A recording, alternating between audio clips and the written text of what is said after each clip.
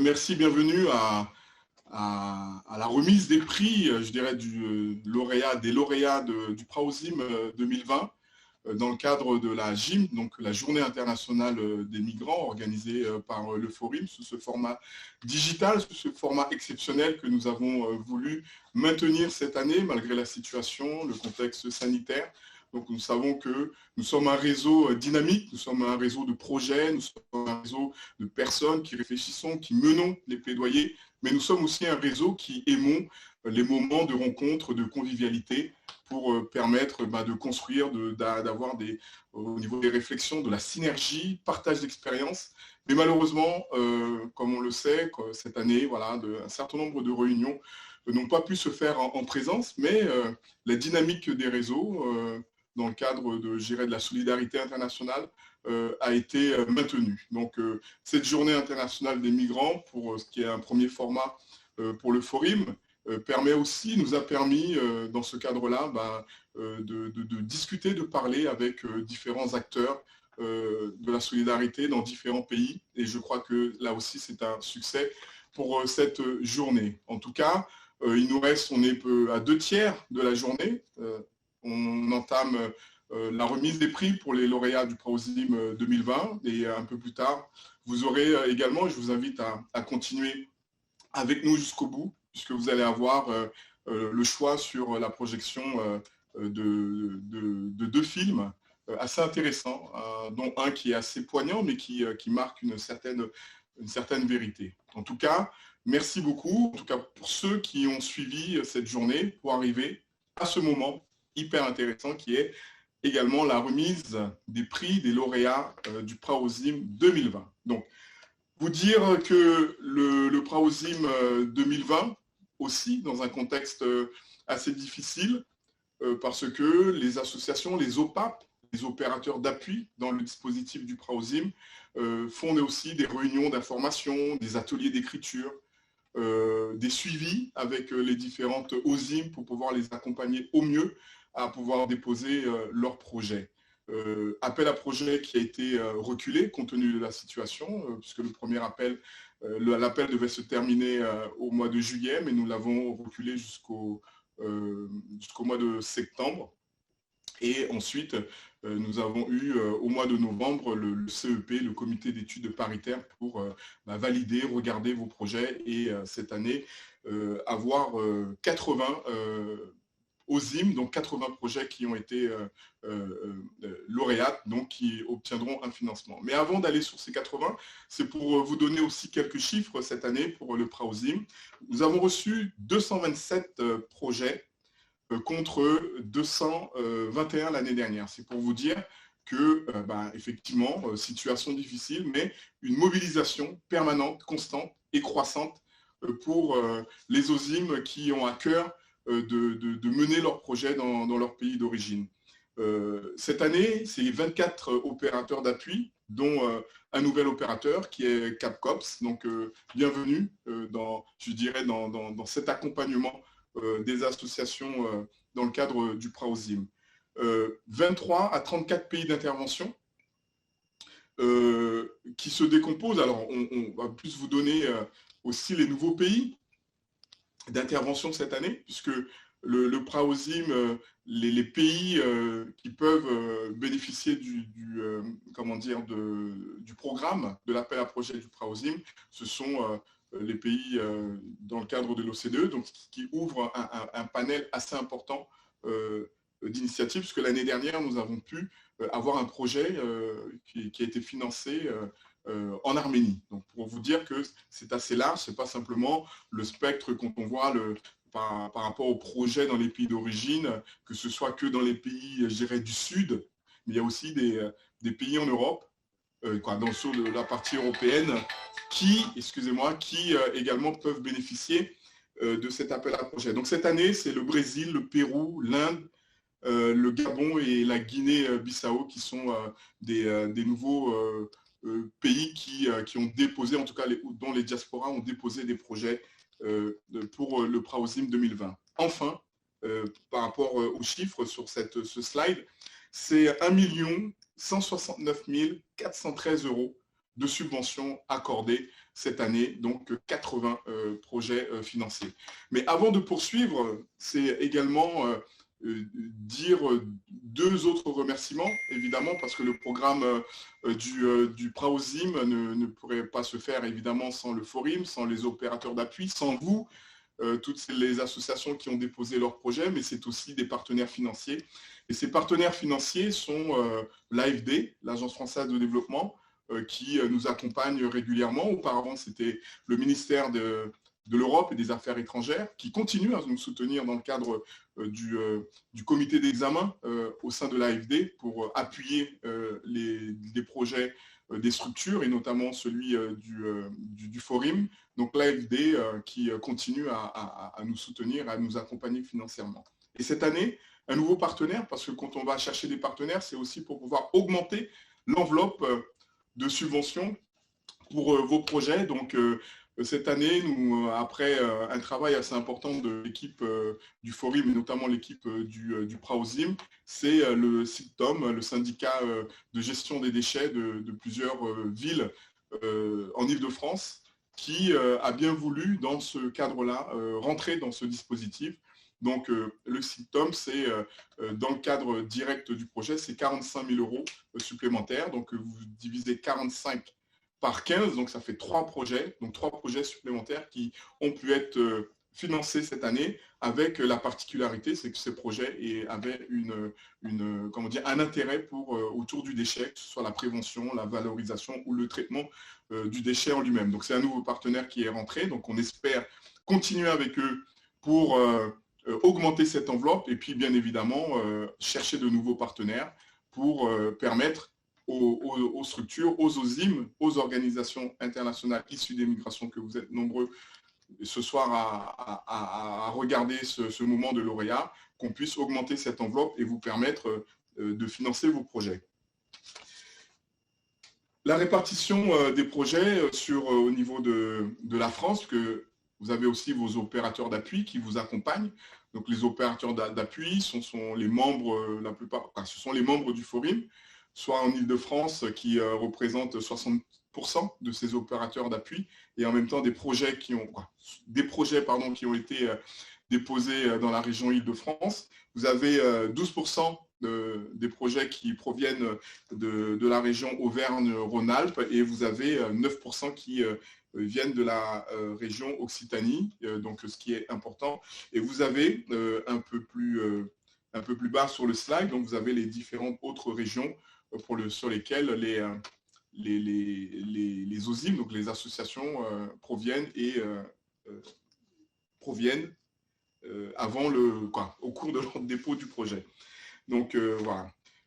On vous donne aussi également une répartition des 227 projets, pour vous donner un petit peu une lecture géographique de tout ça. Donc sur les 227 projets, vous avez 10% qui interviennent en République démocratique du Congo. Vous avez 8% qui proviennent pour le Sénégal, dont les projets, en tout cas, sont des actions qui seront menées au Sénégal, et 7% au Cameroun. Donc, on vous a sorti ces chiffres-là, mais vous pouvez voir également sur la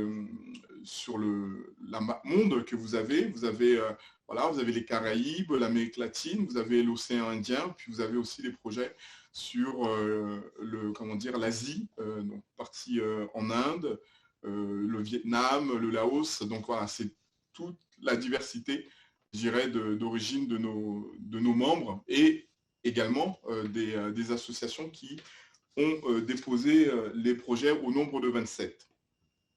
Encore quelques éléments avant de passer à la suite pour les lauréats plus directement. Donc, sur les 227 projets, vous avez 24% qui sont autour du domaine de l'éducation et de la formation, et 22% du domaine de l'agriculture, de l'élevage et du développement durable. Donc, ce sont je dirais, des constantes au niveau des appels à projets globalement. Vous avez ces domaines où la plupart des associations, des OSIM, déposent des projets en ce sens. Ensuite, vous avez sur le tableau à côté les autres secteurs d'activité, notamment la santé, puisque nous sommes en pleine période aussi de pandémie mondiale. Vous avez aussi un certain nombre de projets qui tiennent compte de cette problématique, en tout cas de santé. Et je pourrais dire également, parce que j'ai eu l'occasion dans une interview de parler des ODD, des objectifs de développement durable, et vous savez, lorsque vous remplissez votre dossier d'appel à projet, vous avez cet élément-là de voir est-ce que votre projet rentre dans le cadre des ODD, donc qui sont au nombre de 17. 17, je dirais, on pourrait dire obligation, 17 axes de travail pour améliorer les conditions de vie des personnes dans les différents pays. Donc, il est important, lorsque vous déposez votre projet, que le projet rentre dans ce cadre des objectifs du développement durable. Enfin, pour ne pas être trop long, parce que je sens que j'étais aussi un petit peu long, il y a la suite du programme, sur la répartition donc, de ces 27 projets. Donc, vous avez ce chiffre-là qui est quand même important. Je le pensais un peu plus équilibré, un peu plus, je dirais, de porteuses de projets, mais c'est non négligeable quand même, puisque vous avez 43% des porteurs de projets qui sont des porteuses de projets. Donc, c'est un élément assez important à souligner également, puisque vous le savez, je parlais des ODD tout à l'heure, mais lorsque vous déposez vos projets, que vous êtes une porteuse de projet ou sont des porteuses de projets, et en plus que ces projets-là sont en direction de, je dirais, à une comment dire, pardon, que ces projets soient en direction des femmes, sur l'entrepreneuriat, sur l'autonomisation, sur la santé, etc. Donc, voilà, ce sont des éléments assez marquants. Donc, 43%. On essaie de voir, on verra si l'année prochaine, mais ce sera aussi le fruit du hasard. Mais je sais que les associations et les OPAP qui travaillent avec vous vous motivent également à avoir un peu plus de femmes qui soient, comment dire, porteuses de projets, ou que les projets soient en leur direction. Donc voilà, donc c'est quelques éléments chiffrés pour le Praosim 2020. Je tiens encore à féliciter les 80 lauréats pour cette année. J'ai pu, en tant que président du Forum, mais également président du CEP, apprécier la qualité de travail effectué par l'équipe du Praosim, par les OPAP, mais aussi par les associations lauréates. Alors, on parle souvent de celles qui sont lauréates, mais vous savez que l'appel à projet Praosim, c'est un appel à projet important, et que le travail des examinateurs, donc qui sont dans le comité d'études paritaires, que je terminerai mes propos en les saluant, en les remerciant, parce qu'ils ont fait un travail vraiment important. Et vous savez que vous soyez lauréat, que vous ne soyez pas lauréat, vous avez dans l'examen de votre dossier, vous avez des recommandations, des vigilances faites par les examinateurs, qui vont vous permettre, si vous êtes lauréat, de mieux mettre en œuvre votre projet, et si vous n'êtes pas lauréat, mais de pouvoir postuler pour le Praosim de l'année prochaine, ou tenir compte aussi de ces remarques pour déposer votre dossier sur un autre appel à projet, tout ça dans l'intérêt de vous accompagner au mieux par la suite, et toujours dans l'intérêt des populations qui vont bénéficier de l'ensemble de vos efforts que vous mettez en œuvre avec vos équipes dans vos pays d'origine. Je vous remercie, et je passe la parole, je pense, à Juliette, qui va prendre la suite pour ce moment pour le Praosim 2020. Merci. Merci beaucoup. Bonsoir à toutes, bonsoir à tous. Donc, moi, je vais vous introduire 4 OSIM lauréates qui sont présentes avec nous ce soir, et qui vont répondre à un certain nombre de questions pour parler de leur projet, mais aussi pour parler des conditions dans lesquelles elles ont dû le construire, c'est-à-dire du coup dans un contexte de crise sanitaire, qui est le thème de cette journée. Dans un premier temps, je vais vous présenter Victor, qui représente l'association Le Souffle et la Flamme. Donc eux, c'est une association qui a porté un projet de de pépinières pour la reproduction et la production de plantes médicinales et aromatiques autochtones au Venezuela. Donc bonjour Victor. Ensuite, on a Jocelyne et Elodie pour les étoiles de Tarrafal. Pour cette association, c'était un projet qui visait à favoriser l'émancipation des jeunes filles à travers le sport au Cap-Vert. Ensuite, on a Kalom Pitiavana pour l'association Malagasy Women Empowerment. Pour cette association, c'est un projet de centre d'écoute, de prévention et d'éducation à la santé sexuelle et reproductive à Madagascar. Et enfin, Agnès Paulet pour l'association Clamvu Le Pont, association qui a porté un projet d'aménagement et d'équipement d'un complexe scolaire en République démocratique du Congo. Donc, merci à tous les quatre d'être là avec nous pour répondre à un certain nombre de questions. Dans un premier temps, est-ce que vous pouvez nous expliquer comment est-ce que vous avez entendu parler du Praosim? Est-ce que vous connaissiez déjà le Forim avant de prendre connaissance de ce dispositif? Je propose que vous preniez la parole peut-être dans l'ordre des présentations. Donc, Victor, je vous laisse. D'accord. Bonjour, bonsoir. Merci pour l'invitation. Merci pour tout ce que vous faites, en tout cas. Dans le local associatif où on se trouve, dans l'immeuble associatif où on se trouve à Rennes, il y a l'OPAP bretonne à l'époque, en 2017, avec Monsieur Kunga, Grégoire Kunga, et qui était aussi vice-président, je pense, de la Maison internationale des Rennes, et qui à l'époque est venu nous contacter pour nous parler directement du Praosim. Donc on a connu d'abord le Praosim et ensuite le Forim. Et quand on est allé voir la Maison internationale des Rennes, qui accompagne les projets de solidarité internationale ici, ils nous ont parlé donc aussi également du Praosim, entre autres. Merci beaucoup. Elodie ou Jocelyne, est-ce que vous pouvez nous expliquer comment vous avez découvert le Praosim? Oui, bonjour Juliette, bonjour tout le monde. Je tenais aussi à remercier le Forim et aussi vous Juliette qui nous a accompagnés durant ce projet dans la construction et a fait preuve aussi d'un grand professionnalisme. Cette victoire, je vous la dois aussi, hein, vous aussi, donc je vous remercie beaucoup pour ça. Alors nous avons entendu parler du Praosim et du Forim cette année grâce à Vladimir Mendes Borges, que je qualifie comme parrain de notre association et qui nous a poussé à candidater à cet appel à projet. Ce que j'ai beaucoup apprécié, c'est l'accessibilité de cet appel à projet, puisqu'il est réservé, pas qu'aux associations qui ont plus de 2 ans d'ancienneté. J'ai beaucoup apprécié l'accessibilité de cet appel à projet.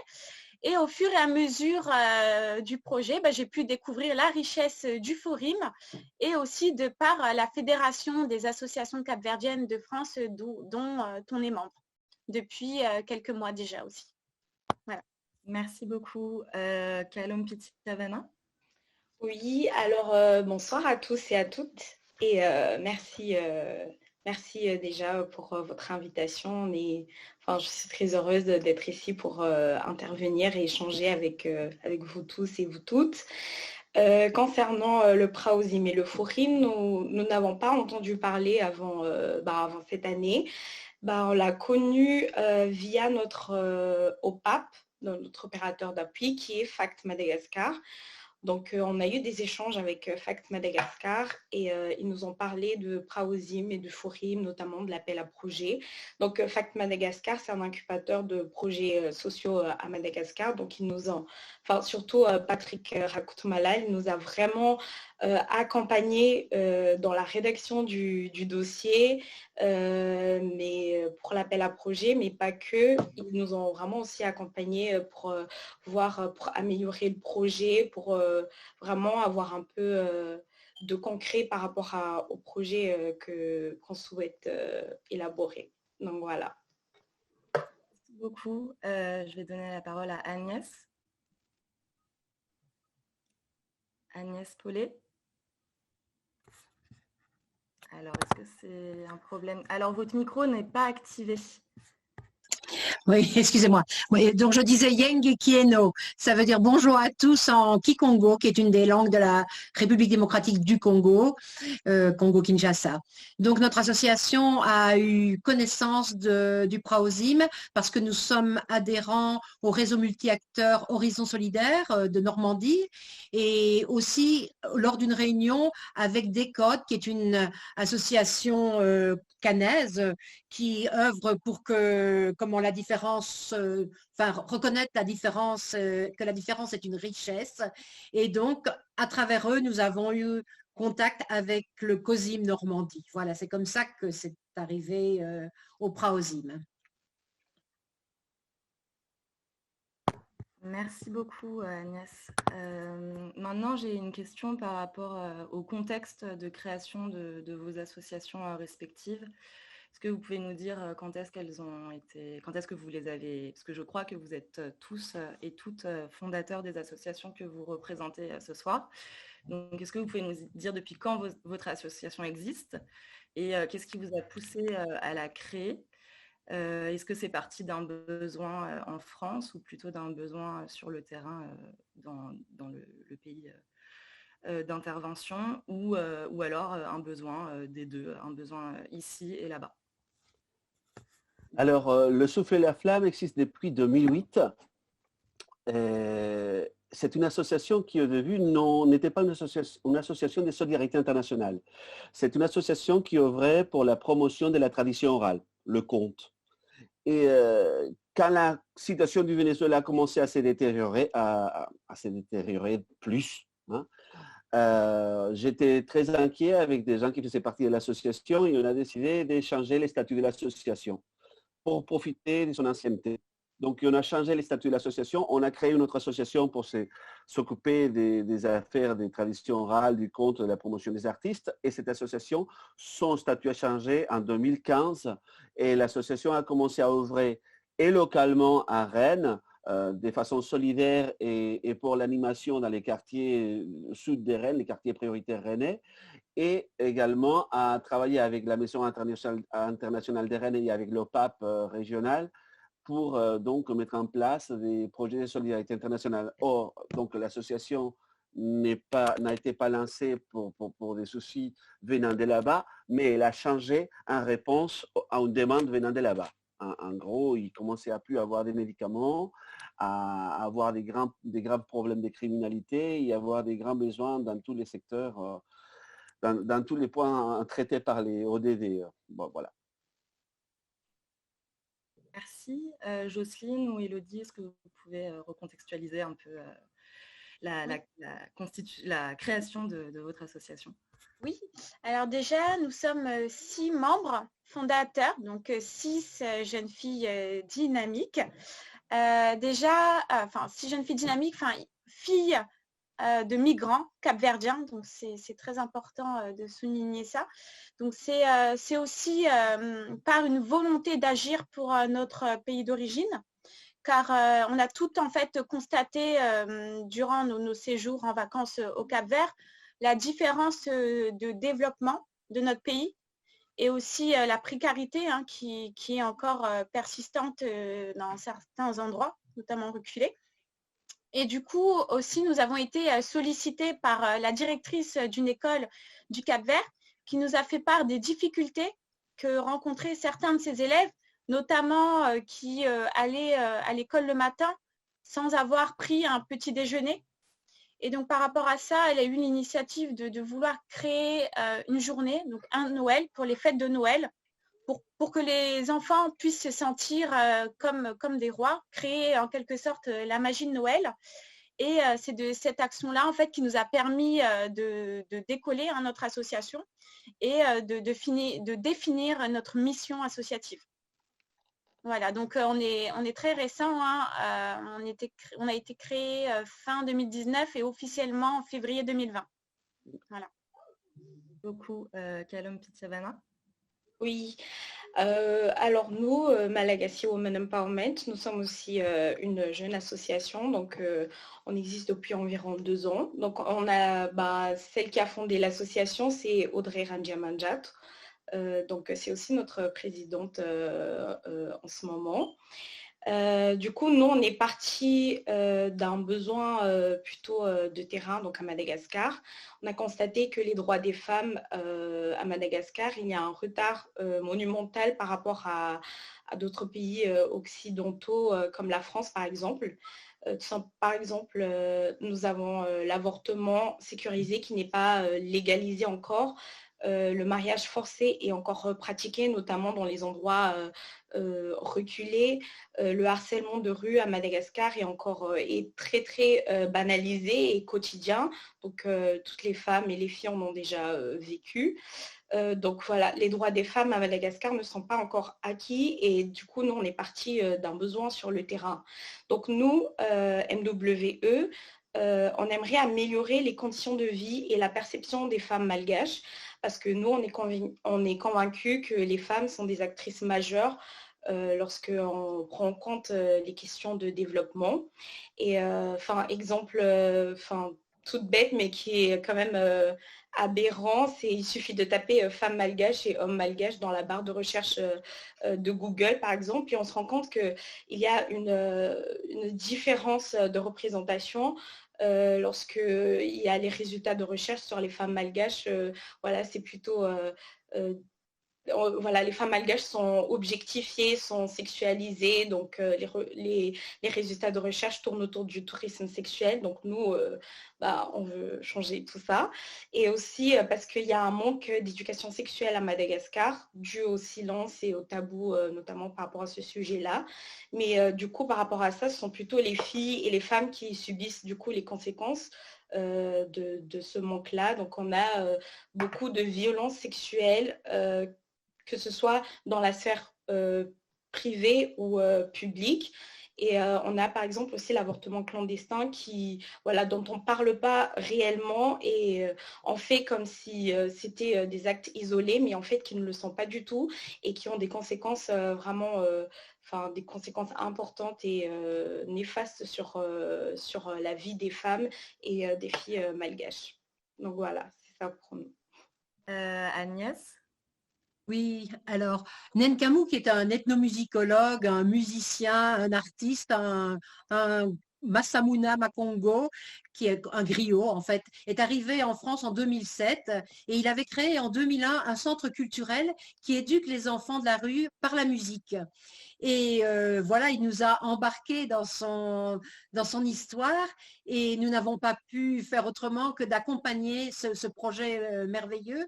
Et de l'association qui avait commencé en 2008, a vraiment été officialisé en 2010 et depuis lors, nous soutenons les projets de cette association qui s'appelle le Centre culturel Bangui-Eto, qui réside à Kimbanseteke, près de Kinshasa, mais qui a des actions aussi dans le Congo, Bas-Congo, le Congo central et à Kinshasa. Mais Nenkamou, qui en est le vice-président et le fondateur, est en ligne aussi parce qu'il est sur le terrain pour l'instant et donc il est connecté aussi là avec nous. Je ne sais pas s'il a des choses à ajouter. Mais il faut que tu ouvres ton micro, Nenkamou.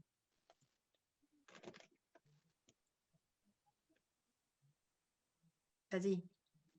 Allez-y, rapidement, parce qu'on a encore pas mal de choses à voir. Ça tourne encore, je pense.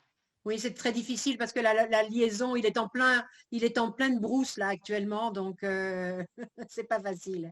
Okay. Bon, en tout cas, on lui dit bonjour. On va rentrer un peu dans le vif du sujet, donc parler de vos projets et surtout du contexte dans lequel vous avez dû les construire. Est-ce que vous pouvez... Moi, je vous entends bien. Ok. J'ai l'impression qu'il y a quand même un décalage, ça risque d'être un peu compliqué peut-être pour échanger, mais enfin, peut-être après à la... Est-ce que vous m'entendez? Oui, on vous entend, mais vraiment en très décalé. Je suis dans la brousse, je suis même éclairé par une torche, donc dans le souci d'être en contact avec vous. Je suis sur le terrain. On vous entend, mais c'est très décalé. Mais bonsoir en tout cas. Merci d'être avec nous. Merci.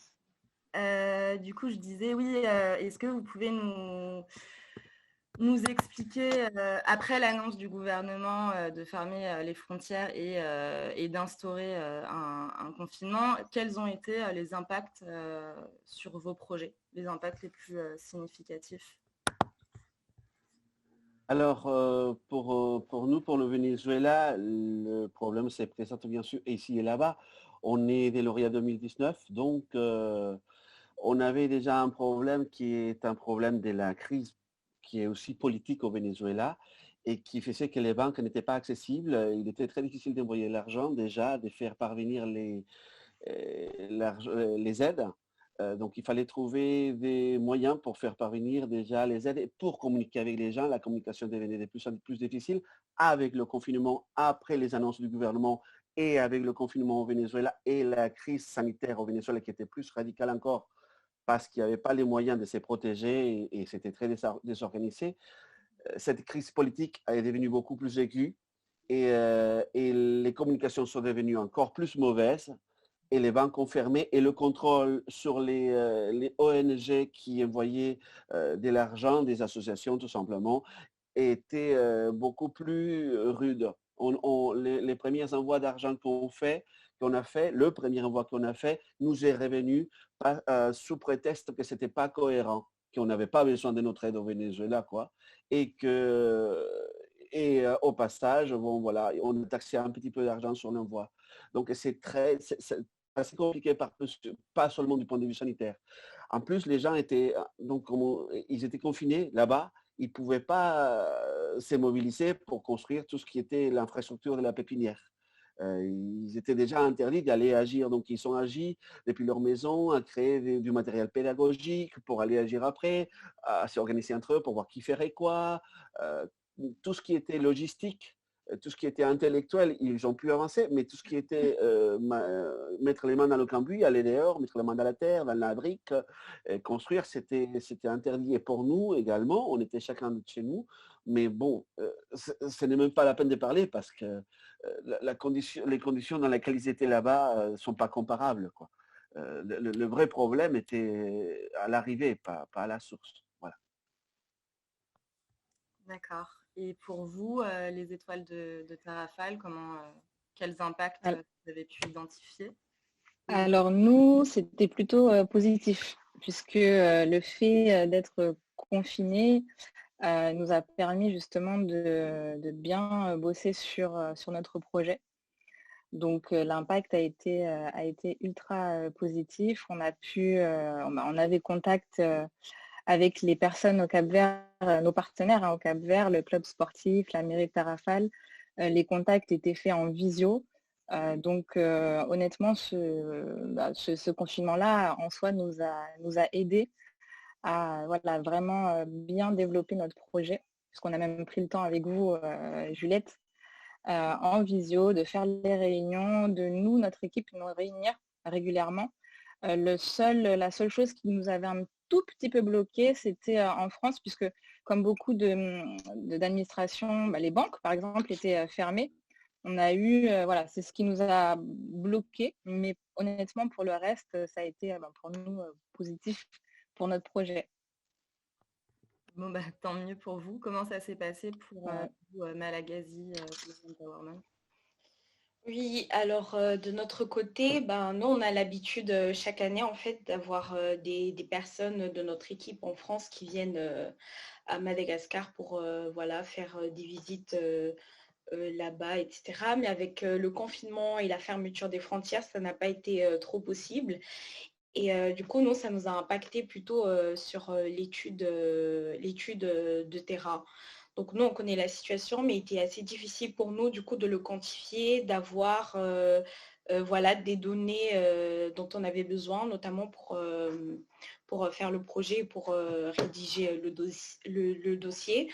Mais heureusement, on a des partenaires là-bas qui sont sur place et donc on a pu compter sur eux, ce qui nous a beaucoup aidé du coup. Et pendant le confinement, on a essayé d'adapter nos activités. On s'est surtout focalisé sur le renforcement de notre organisation interne. Donc, voilà. D'accord, merci. Et vous, Agnès, comment ça s'est passé?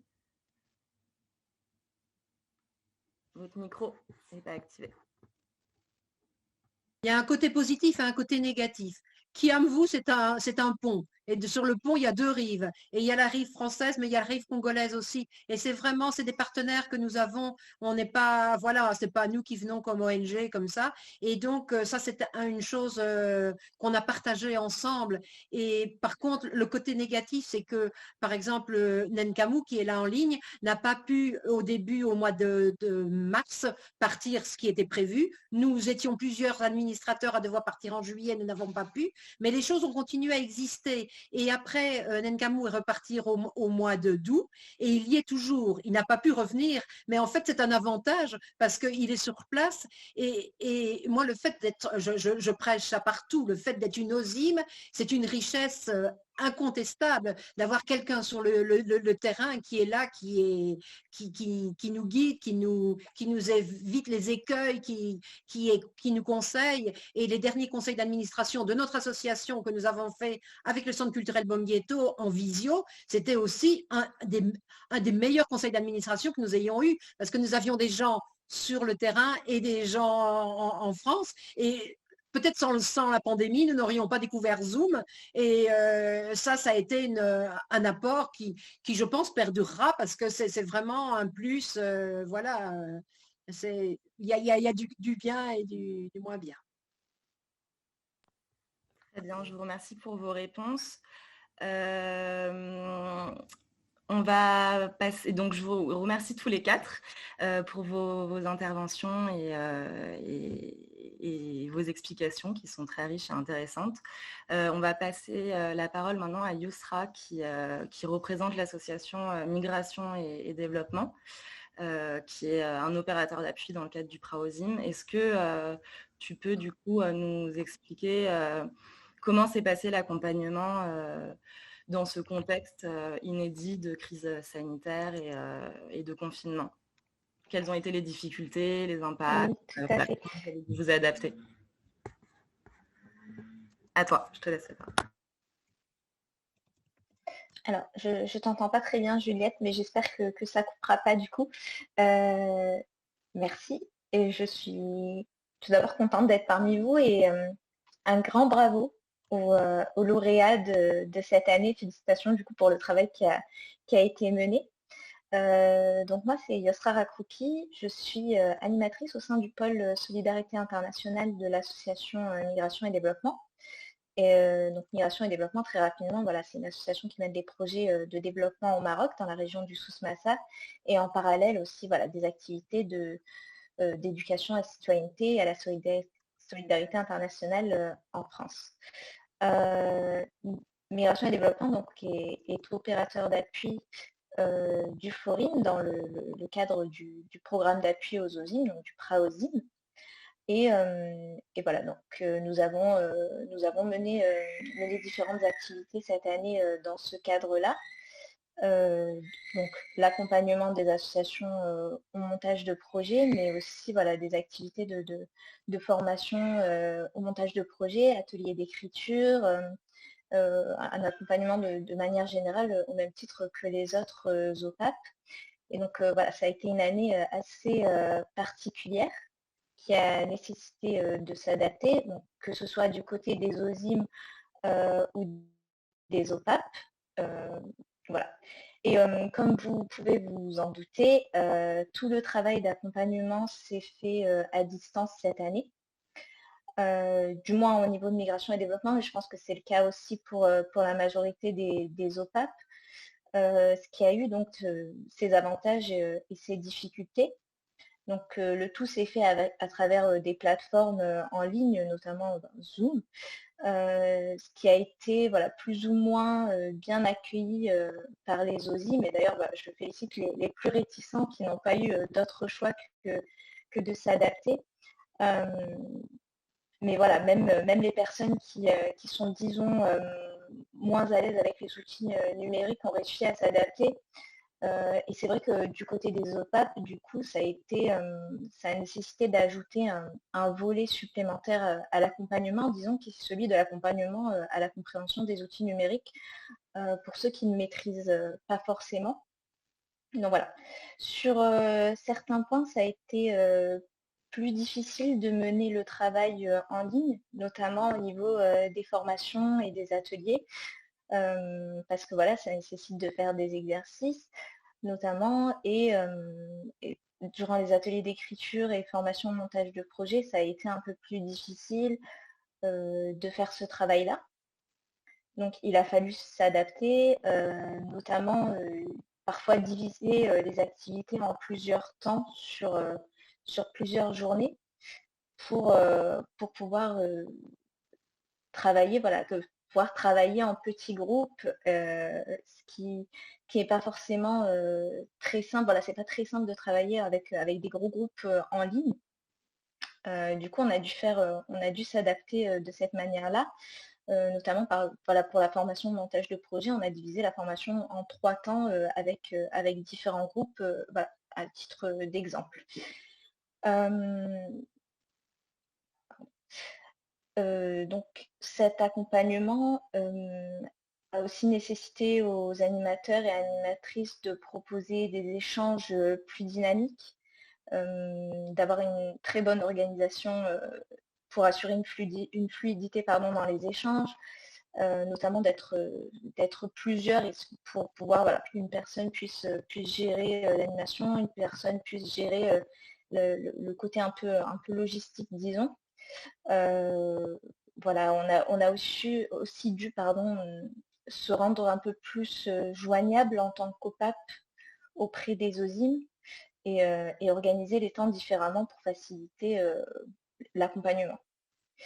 Alors voilà, les difficultés sont là, mais j'aimerais davantage me focaliser sur les points positifs, comme les rencontres entre des OSIM de régions différentes, des liens qui se sont créés entre des associations qui ne se connaissaient pas, des échanges qui n'auraient sûrement pas eu lieu si les activités avaient été faites en présentiel. Et également la participation de personnes qui ne sont pas forcément en France, qui ne vivent pas forcément en France et qui ont pu participer à à des formations ou à des échanges avec d'autres OSIM. À titre d'exemple, voilà, durant la formation de montage de projet, il y avait une personne qui était aux Pays-Bas et qui a saisi l'occasion pour pouvoir pour pouvoir participer à la formation, alors qu'en temps normal, elle n'aurait pas pu assister. Je trouve ça tout à fait superbe. Voilà, même si les liens se font à distance, on peut quand même dire que le numérique a également permis de créer des liens et propices aux échanges. Et voilà, on ne sait pas exactement à quoi ça va aboutir, mais voilà, il y a eu des associations qui se sont rencontrées, qui maintenant échangent entre elles sur leurs activités respectives et sur ce qu'elles pourraient faire ensemble. Et je trouve ça un des points vraiment positifs, malgré bien sûr la situation. Voilà. Et ces avantages-là nous sont aussi permis en tant qu'OPAP de réfléchir à ce qu'on pouvait faire durant les prochaines années et de réfléchir un peu au format que l'on propose d'habitude, format d'accompagnement. Voilà, peut-être qu'on va essayer les prochaines années, si on peut faire l'accompagnement de la manière qu'on souhaite, essayer de diviser, faire un accompagnement à la fois en ligne et en présentiel, pour pouvoir combiner les avantages liés aux deux formats. Okay. Un autre point important est celui des OSIM. Oui, pardon, excuse-moi. Peut-être si tu peux juste conclure, en fait, le temps file et on a une longue vidéo, enfin une vidéo d'une quinzaine de minutes à visionner après. Okay. du coup, juste conclure, enfin, excuse-moi de t'avoir... Ok, ça marche. Non, il n'y a pas de problème. Voilà, c'était juste pour dire qu'au niveau des OSIM aussi, il y a eu des difficultés, notamment des OSIM qui n'ont pas pu déposer des projets parce qu'elles n'ont pas pu faire tout le travail préalable nécessaire pour construire leur projet et qui n'ont pas pu, par exemple, être en contact avec les partenaires sur place, etc. Et voilà, juste pour conclure, comme tu l'as dit, Mackenzie, tout à l'heure, la situation n'a pas empêché aux OSIM de s'adapter et de déposer de nombreux projets. Et je pense que ça montre bien la volonté des OSIM et des diasporas de vouloir s'engager dans le développement des pays, et malgré la situation, voilà. Je suis ravie parce que cette année, on a pu accompagner des associations avec des projets vraiment intéressants malgré tout, sur des sujets, des thématiques variées, et on a rencontré de nouvelles OSIM, et voilà. Félicitations aux lauréats, et merci pour cette journée, merci au Forum, et bravo pour cette organisation. Voilà. Merci. Merci Yosra. On va maintenant visionner, donc du coup j'ai commencé à en parler, une vidéo présentant les OSIM lauréates. Voilà, c'est une vidéo qui dure une quinzaine de minutes, et on se retrouve après pour échanger, et voilà, pour si vous avez des questions à poser, vous pouvez les écrire dans le chat, et les personnes qui sont en mesure d'y répondre pourront prendre la parole.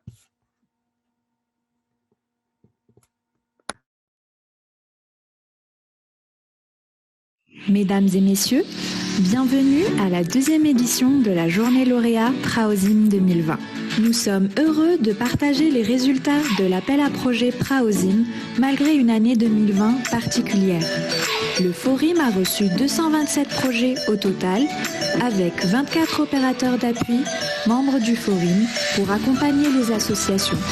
34 pays d'intervention représentés et plus d'1 million d'euros de cofinancement pour financer les projets grâce à l'appui de nos partenaires, l'Agence française de développement et le SICTOM. Sans plus tarder, découvrons ensemble les lauréats PRAOSIM 2020. L'association Radio Living, pour son projet, permettre à la population de Ntumkoso de vivre dans de meilleures conditions d'hygiène via la mise en place d'un système de gestion de tri et de recyclage des déchets au Ghana. L'association des ressortissants du village de Bala, pour son projet, d'appui à l'autonomisation de la filière banane à Adjaf, au Sénégal. L'association Espérance Afrique pour son projet Ma commune éco-togolaise au Togo. L'association Passerelle France-Brésil et Solidarité lusophone avec son projet Diversidad au Brésil. L'association d'entraide mutuelle, planification et développement de la Madzia pour son projet Implantation d'une ferme piscicole à vocation pédagogique dans le secteur rural de Madzia en République du Congo. L'Association médicale des Vietnamiens de France pour son projet Rénovation du foyer Koan, école de l'espoir au profit des enfants de familles défavorisées de Ho Chi Minh Ville au Vietnam. Les Sénégalais de Vigne-sur-Seine pour le projet Construction de salles de classe à Sembou annexées au collège de la commune de Bani au Sénégal. L'Association des femmes pour le développement durable et le projet Développement du maraîchage par l'agroécologie dans les écoles pour l'amélioration de la sécurité alimentaire des enfants à Bimbo en République centrafricaine. L'association Développement économique humanitaire international pour le projet d'appui à l'autonomisation des femmes et des jeunes par la mise en place d'une coopérative agricole pour la culture du maïs dans le village de Soakpé en Côte d'Ivoire. L'association Assoma Massoandro Modi pour le projet Réhabilitation et extension des capacités de prise en charge des malades d'Alzheimer, centre d'accueil et d'information Alzheimer de Feno Manana à Madagascar. L'association Debout Lemba pour son projet Assainissement du quartier Lemba, foire à Kinshasa par l'introduction du tri sélectif des déchets. En République démocratique du Congo. L'association d'échange culturel Ille-et-Vilaine. Pour son projet Hygiène pour les collégiennes, poursuite de scolarisation des filles et lutte contre les mariages précoces au Niger. L'association Front spécial d'appui au développement en zone rurale au Cameroun pour son projet Appui pour une pisciculture moderne et rentable dans le village de Bacha au Cameroun. L'association Action pour le développement humain, culturel et international pour son projet de mise en place d'une ferme filière de volailles communautaire à Bakwa-Sumba en République démocratique du Congo. Le collectif ivoirien d'appui aux initiatives de développement durable pour son projet Appui à l'insertion locale des jeunes par une ferme pédagogique élevage de porcs en Côte d'Ivoire. L'association Initiative, Action et Éducation pour tous France pour son projet Appui à l'autonomisation économique des femmes de Adécopé par la mise en place d'une coopérative maraîchère dans le canton de Adétikopé, commune Agoé-Nivé 6, préfecture de Agoé-Nivé, région maritime. L'association Initiative 243 pour son projet Accompagnement socio-économique des femmes de Menkao pour répondre à leurs besoins primaires ainsi qu'à ceux de leurs familles, spécialement ceux de leurs enfants avec la prise en charge de leur scolarité en République démocratique du Congo. L'association Ismaël Dakio pour son projet Eau potable par forage pour le collège du village de Ziga au Burkina Faso. L'association humanitaire d'intérêt général pour son projet La neuroéducation au Togo. L'association Lungta pour son projet Ladakh Development Project en Inde. L'association pour la réinsertion et l'éducation des jeunes désœuvrés pour son projet Renforcement de la capacité formative du centre de formation professionnelle RGD par la mise en place d'un réseau électrique triphasé stable alimenté par des panneaux solaires en République démocratique du Congo. L'association L'Arbre de l'Espoir pour son projet Verticelle, création d'un espace numérique de travail à Gossas pour l'égalité des genres et un changement durable au Sénégal. L'association Espoir fait vivre pour son projet création et mise en place d'un programme d'insertion sociale des enfants et jeunes en situation de rupture à Selembao en République démocratique du Congo. Le mouvement de la jeunesse vélingaroise en France pour son projet réalisation d'un collège de Dingaraye dans la commune de Nemataba au Sénégal. L'association Naforé Rendo Diwan Bundu pour son projet d'amélioration de l'accès à l'eau et à l'assainissement de Yawarodji et des villages environnants au Sénégal oriental.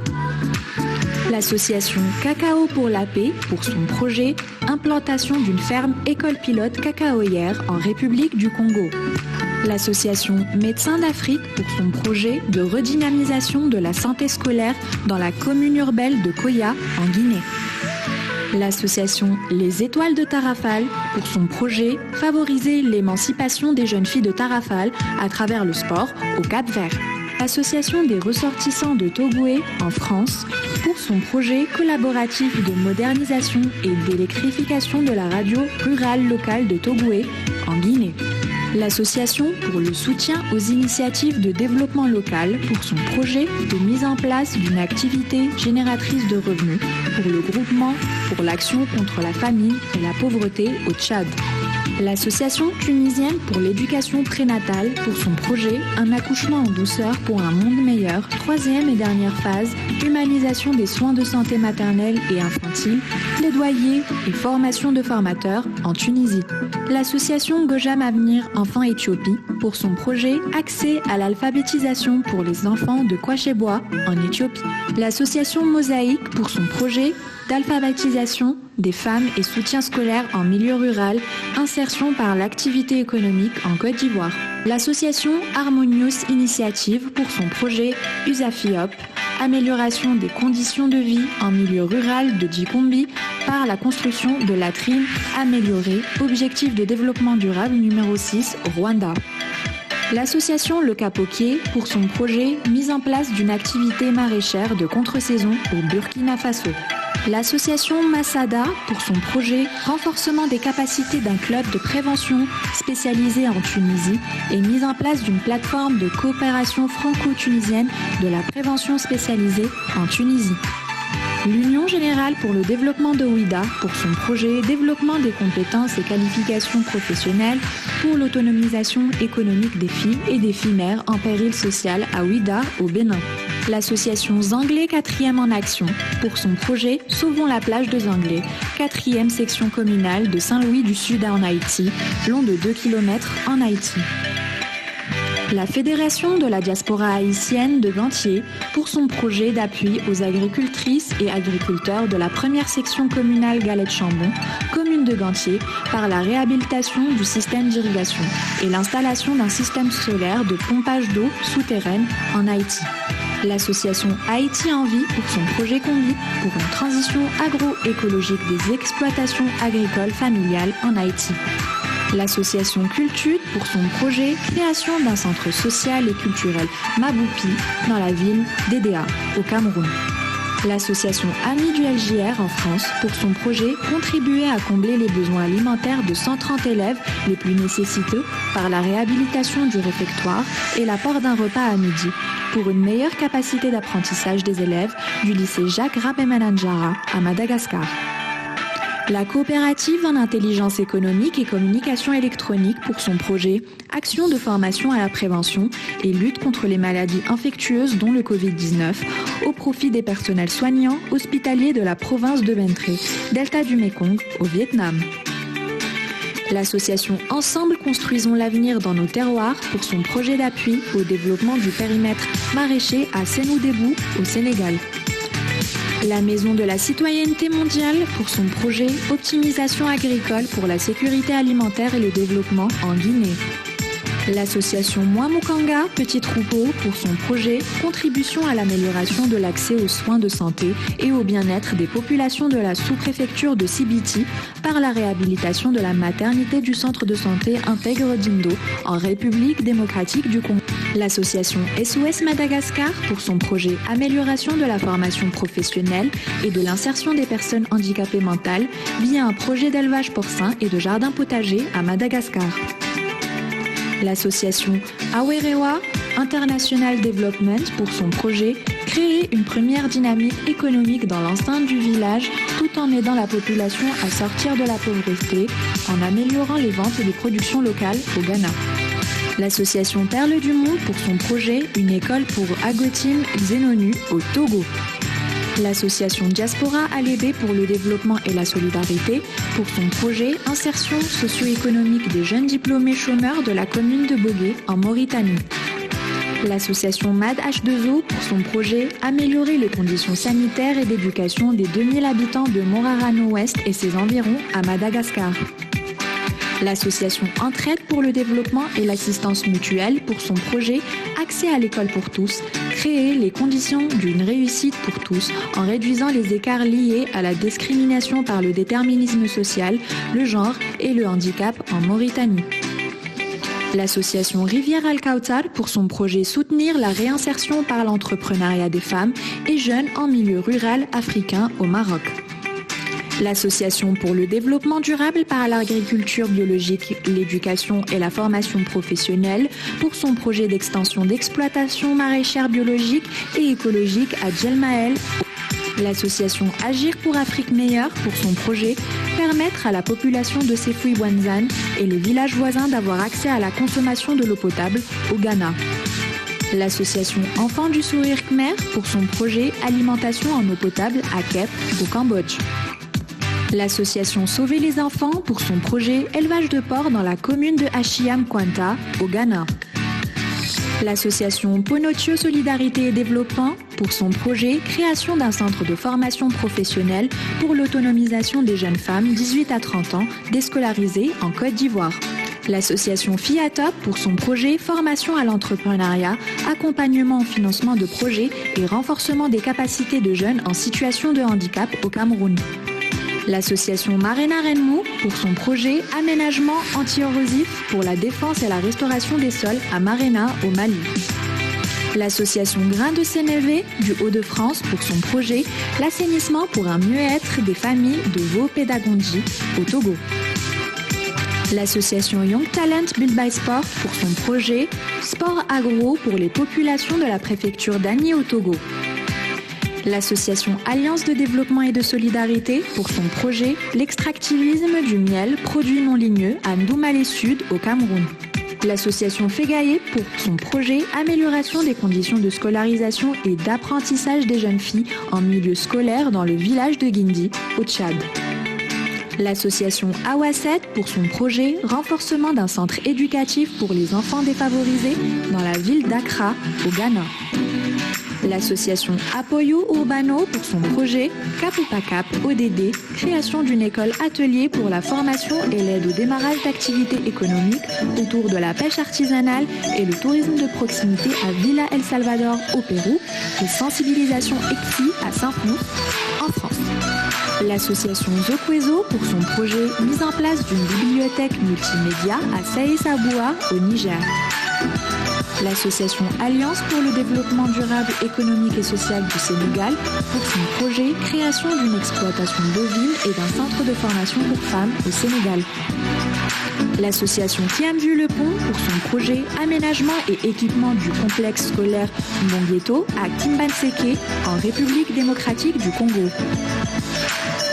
L'association Tetika Sahala pour son projet Lanvin Jaffi, revalorisation des techniques traditionnelles malagasy et introduction de l'agroécologie à travers la valorisation des épices malagasy sur la commune d'Aboimanga, à Madagascar. L'association Yunga Solidaire pour son projet Une meilleure mobilité et une meilleure stratégie locale pour le transport et l'aménagement urbain de la ville en Tunisie. L'association franco-malgache Soa Fianatra pour son projet Améliorer les conditions scolaires des élèves du collège d'enseignement général de Rano Mainso à Madagascar. L'association Sport et Solidarité Internationale pour son projet Amélioration des conditions d'accès aux soins de santé essentiels et prévention de la malnutrition des enfants de 0 à 5 ans au Mali. L'association Tsiki Solidarité pour son projet Appui au développement agricole des villageois par la mise en place d'une forêt comestible en activité génératrice de revenus à Madagascar. L'association Malagasy Women Empowerment pour son projet Iltsoaina, centre d'écoute, de prévention et d'éducation à la santé sexuelle et reproductive à Amboïtra-Araba à Madagascar. L'association Enfance, Jouets et Éducation pour son projet Femmes compétentes et autonomes en agriculture au Bénin. L'association des ressortissants maliens de Yaguiné-Banda en France pour son projet Extension et électrification solaire du centre de santé communautaire de Yaguiné-Banda au Mali. L'Association pour le développement médical et aide humanitaire au Cambodge pour son projet Offrir un accès à l'énergie solaire aux démunis de la commune de Phtéastrandal au Cambodge. L'Association des ressortissants de Djedidikassé en France pour son projet Accès à l'école primaire à Djedidikassé au Mali. L'association NB Nyokondoman, NB pour son projet Réalisation d'un périmètre arboricole et maraîcher à Bada au Mali. Encore toutes nos félicitations pour les lauréats Praosim 2020 et à l'année prochaine.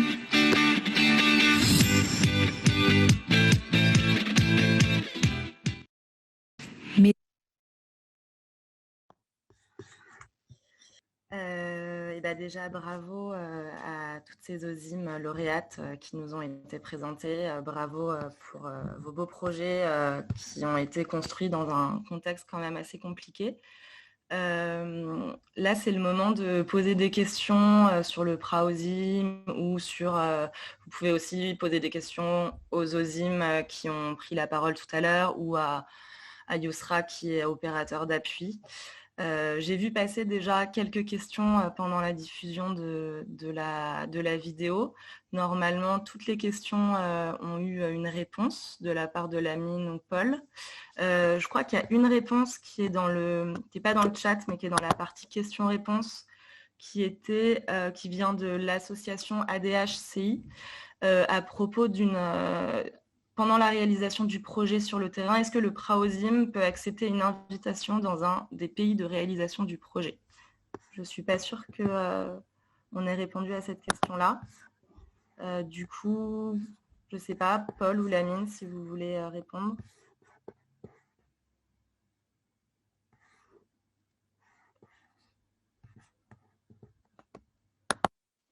Pour ma part, je n'ai pas de réponse, donc j'aurais besoin d'être un peu aidée.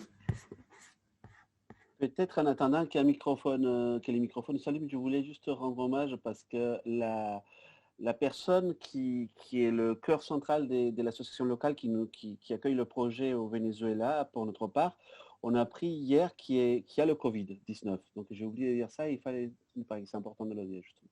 Voilà. Merci. Écoutez, je ne sais pas, j'ai l'impression qu'il n'y a pas de questions supplémentaires. Sur la question pour la visite, je veux bien répondre si Paul ou Lamine ou les autres personnes de l'équipe Praosim. En fait, par période, pratiquement chaque année, et en fonction du nombre de projets par pays et de la dynamique aussi de la fêtière pays au sein du Forum, on fait des visites de projets de Praosim. Mais l'année dernière, il était question qu'on visite les projets à Madagascar.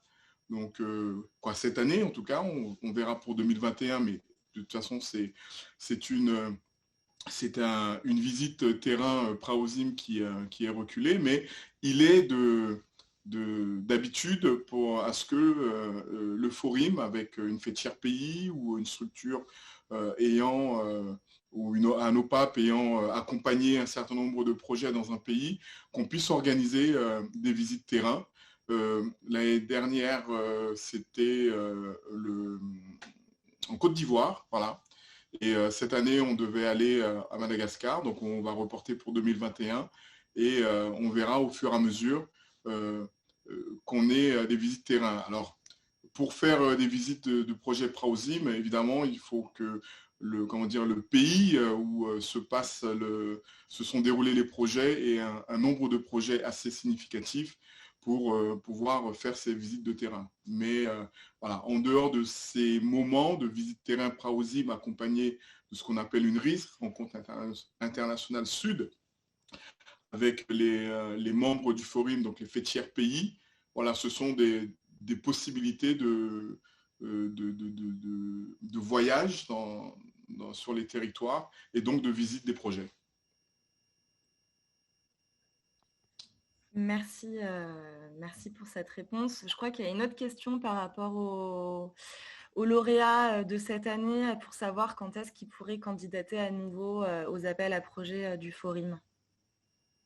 Là encore, je crois qu'il y a une réponse qui a été donnée dans le chat, mais si tout le monde, parce que comme voilà, il y a un certain nombre de questions, mais je pense que c'est bien de la reprendre également. Donc, on peut candidater lorsque son projet, lorsqu'on a rendu le compte-rendu final du projet précédent. Je pense que pour ceux qui ont été lauréats cette année, donc 2020, je pense qu'ils pourront probablement en 2022, parce qu'il faut que le Praosim, c'est un cofinancement de 15 000 €, sachant que les projets sont sur des budgets plus importants, donc il faut aller rechercher les autres cofinancements pour avoir le budget nécessaire pour la réalisation de son projet, le compte-rendu intermédiaire et le compte-rendu final, tout cela en soutien, en appui avec l'opérateur d'appui, donc les OPAP. Mais voilà, il faut avoir terminé, rendu le compte-rendu final pour candidater à un appel à projet Praosim suivant, ou après. Très bien. J'ai l'impression qu'il n'y a pas d'autres questions, ni dans le chat, ni dans la partie questions-réponses. Si je peux me permettre, parce que je pensais qu'il allait y avoir d'autres questions qu'il y avait, je voulais dire que grâce à cette histoire des Covid-19, il y a une fédération qui a participé à la journée, qui est née. Elle est née justement de cette crise du Covid-19, une fédération d'associations vénézuéliennes qui a été très, très bien représentée plus tôt dans la journée, où 14 associations de solidarité internationale vénézuéliennes qui ne se connaissaient pas, qui sont en France, se sont connus, ils ont réussi à se mettre ensemble dans l'espace de quelques mois avec beaucoup d'efficacité. Donc bravo aux autres membres de cette fédération qui ont tout mis en place, qui ont beaucoup œuvré pour que ça s'efface. Voilà. Je suis sûr qu'ils sont en train d'entendre aussi.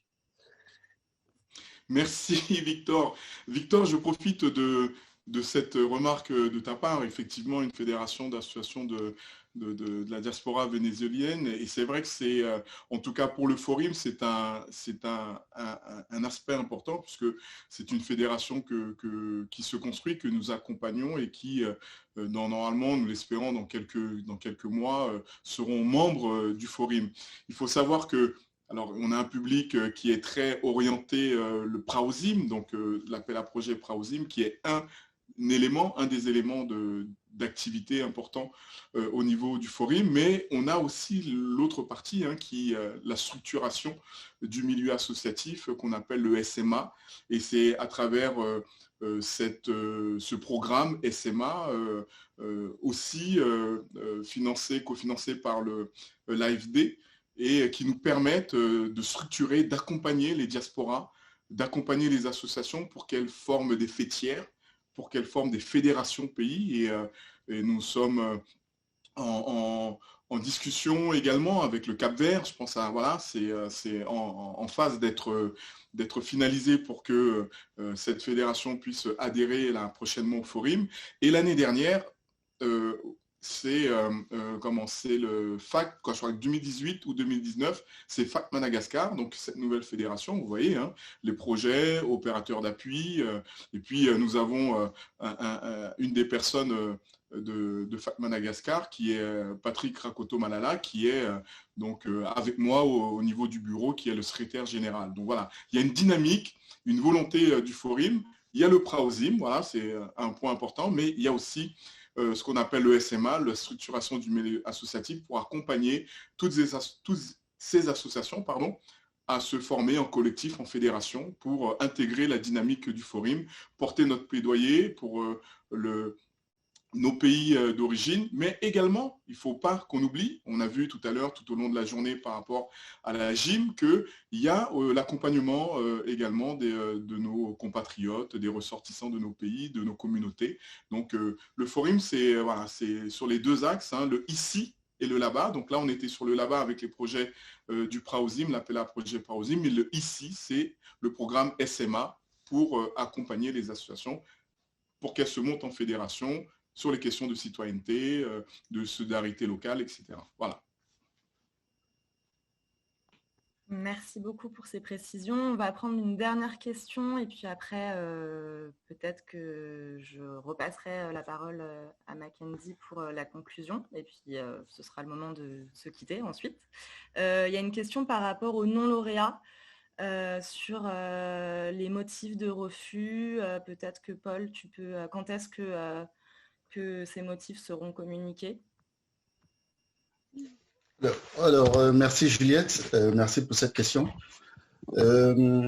Alors, c'est vrai qu'il y a tout un processus auquel il faudrait tenir compte, parce que pour le moment, c'est vrai, même les lauréats n'ont pas encore reçu de retour, mais c'est juste lié au fait que nous sommes en train de travailler avec les collègues, et notamment ma collègue Christelle Nadeau, sur les avis ou les motifs qui ont été transmis par les membres du comité d'examen paritaire.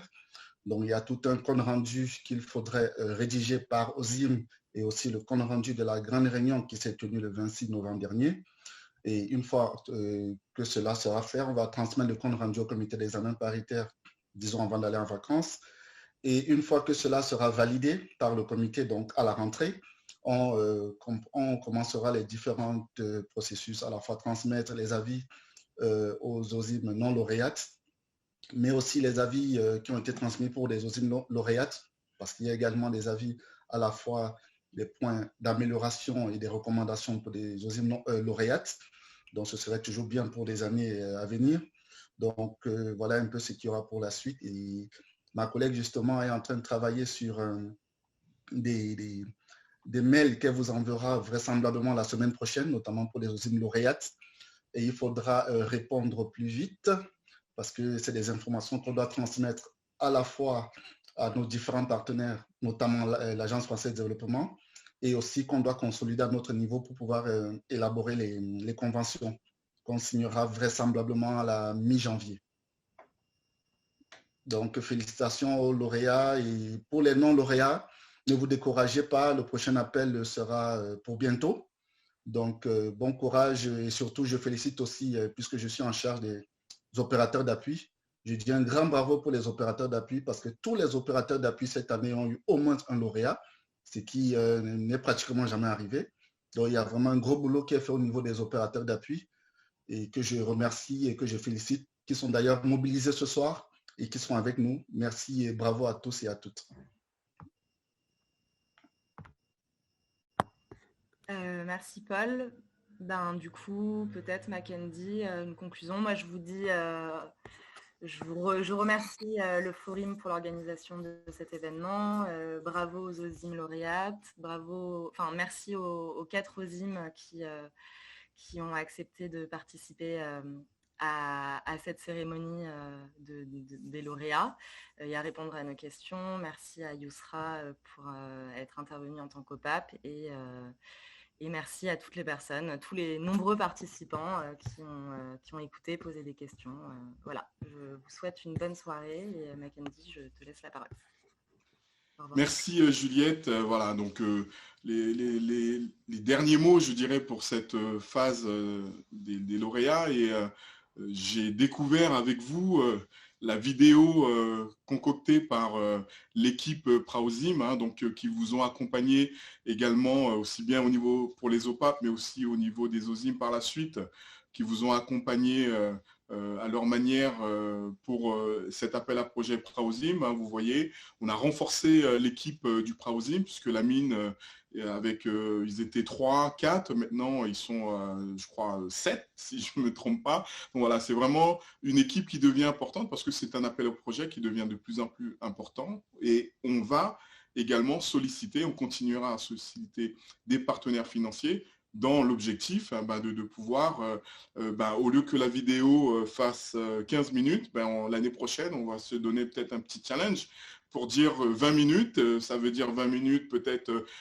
5 projets supplémentaires ou 6 projets supplémentaires. En tout cas, il faut rester dans cette dynamique-là pour permettre d'obtenir le plus de moyens financiers possible pour vous accompagner dans vos projets, pour vous donner les moyens financiers pour tous ces beaux projets d'horizons divers sur des différents secteurs. Et voilà, donc tout ça, c'est l'univers du Forum, tout ça, c'est l'univers également de la dynamique des migrants. Il ne faut pas qu'on oublie, et je sais que vous n'avez pas oublié que ce 18 décembre, c'est le 30e anniversaire de la Convention. Et cette convention, je le rappelle, n'a pas été ratifiée par la France.